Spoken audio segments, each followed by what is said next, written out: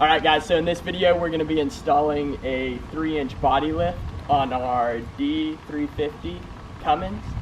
I'll show you the lift right here. We got this lift and it's pretty much the exact same as the one I installed on my D350 Cummins, and you just have these little blocks and then all the bolts and hardware and stuff to install it. But what you're going to want to do before you get started on jacking the cab up or anything, you're going to want to go around and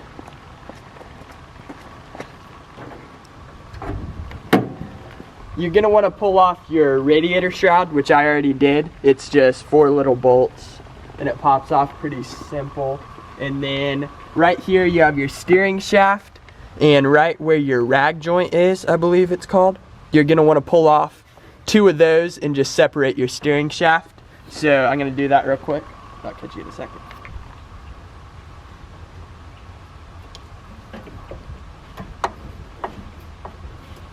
Alright guys, so there's actually 4 bolts on there, but all you need to do is take off the 2 on either the bottom side or the top side or whatever, because they're just connected to that rag joint, and then the other 2 are connected to the other side.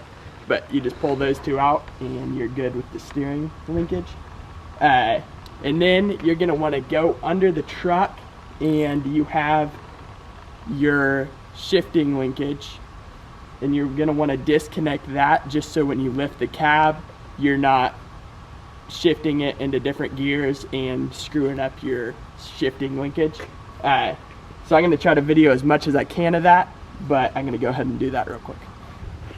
Alright, I'm not sure how well you guys can see this right here, but you're just going to want to loosen this with a socket, and then that'll give your steering linkage just a little bit of play so that you don't tweak anything or screw anything up. But it's really just as simple as that. Alright, so after you do all that, what you're going to want to do is loosen the 3 cab bolts on the driver's side. You're going to want to loosen them just enough that when you go to the other side and take those 3 all the way out, that you can jack it up and it won't tweak anything or bend any of the bolts or whatever, or mess up the threads on the driver's side. I'm just going to go ahead and use an impact here. It just makes it a lot easier, and I'm going to go ahead and loosen all 3 of the bolts on this side. And you are probably going to want to spray down your concrete just so it's really wet and you get mud all over your back when you're laying under your truck. So I'm going to go ahead and get started.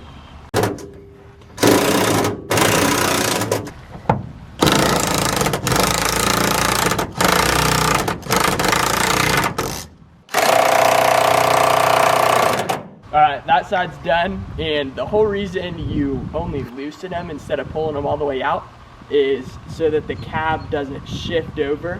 Because if you're jacking up one side and it slides 6 inches or something, then that's really going to mess you up, and it's going to end up taking so much more time and work and stuff. Once those 3 are done, you're going to want to take off all 3 of the cab bolts on this side, and then we'll get to jacking it up a little bit. Alright, so I assumed I might run into the problem that I did, but what happened is the cab bolt underneath there, it broke loose, but then now it's just free spinning. So I'm going to have to pull the carpet up right here, and we're going to have like a little rubber grommet thing over a hole, and then we can access that back of the bolt there. So I'm going to do that real quick. So we got this little guy off, the little rubber piece that was over there, and then we were able to get that and tighten it so that we could pull this out of the bottom. So yeah, luckily it was pretty easy. I got all 3 of the bolts out on this side, and I'm going to start jacking it up. I have a couple wood blocks in between the truck and the jack there, just so I'm clearing a bigger spot so I'm not busting a hole through the floor. And we're going to start jacking it up, and then just every once in a while checking in the engine bay to make sure we're not tweaking any wires or hoses or anything like that, or pulling anything, any connections. So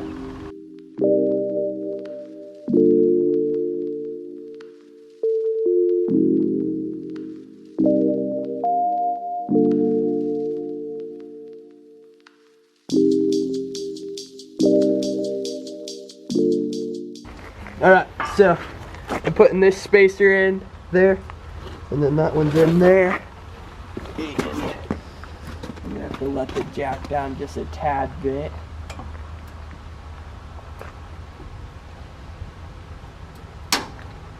Just to where it's almost touching those blocks, so that I can thread these bolts back in. But the closer down it is, the more level it is, so you can get those threads to grab on.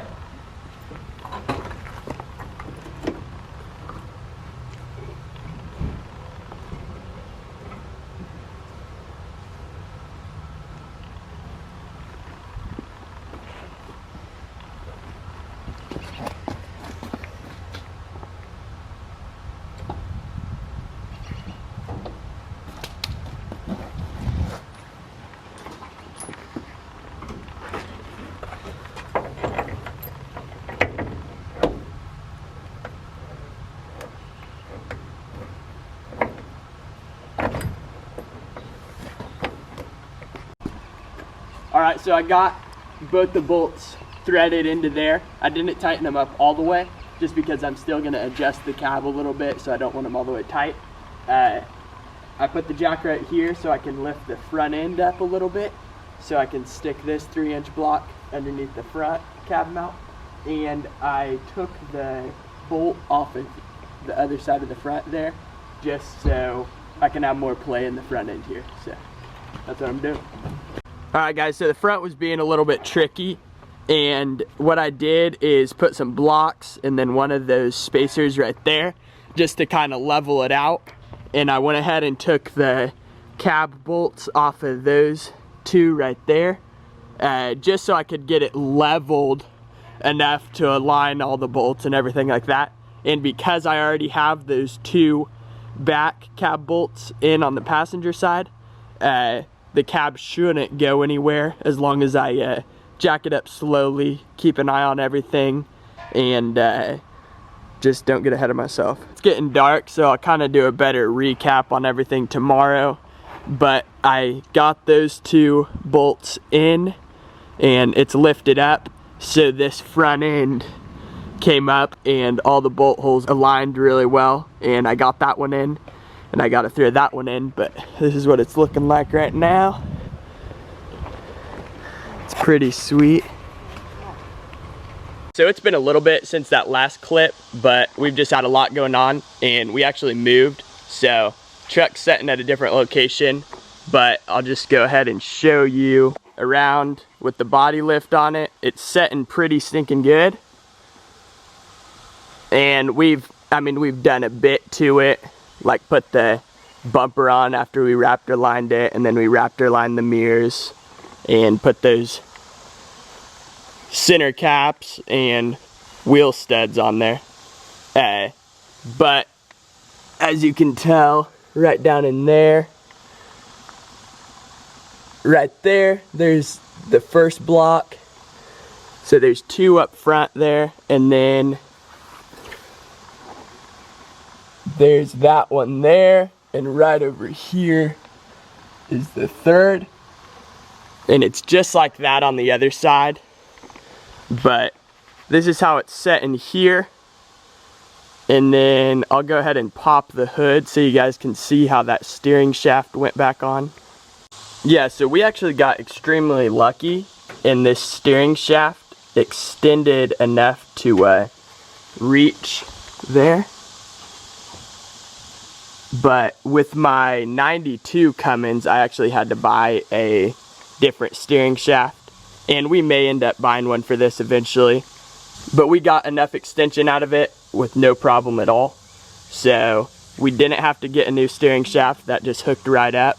And then I just tightened up my shifting linkage down there. I'm not gonna crawl under there, but I tightened that up and it shifts great and everything. So that's literally the only two things I had to disconnect.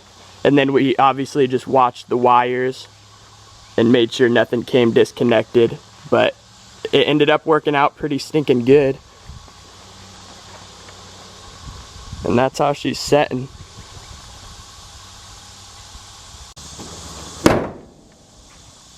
But yeah, let us know what you guys think about the sanded body with kind of the patina look.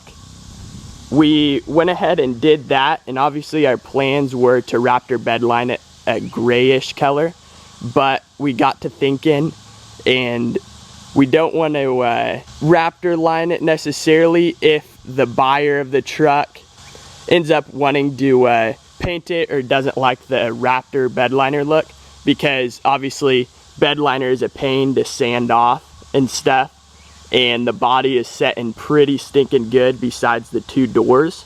They would need replaced or just some body work done on them, and it would be a perfect start to a restoration project, and they could repaint it and everything.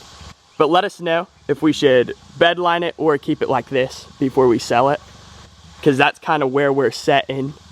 We're not really sure. Obviously it would look better if it was bedlined, and it might sell better, but we're just not too sure if anybody is going to be disappointed about the fact that it's bedlined. And I don't know, some people might not like that and want to go back to just a normal paint job or whatever. But yeah, thank you guys for watching this video, and we'll catch you next time.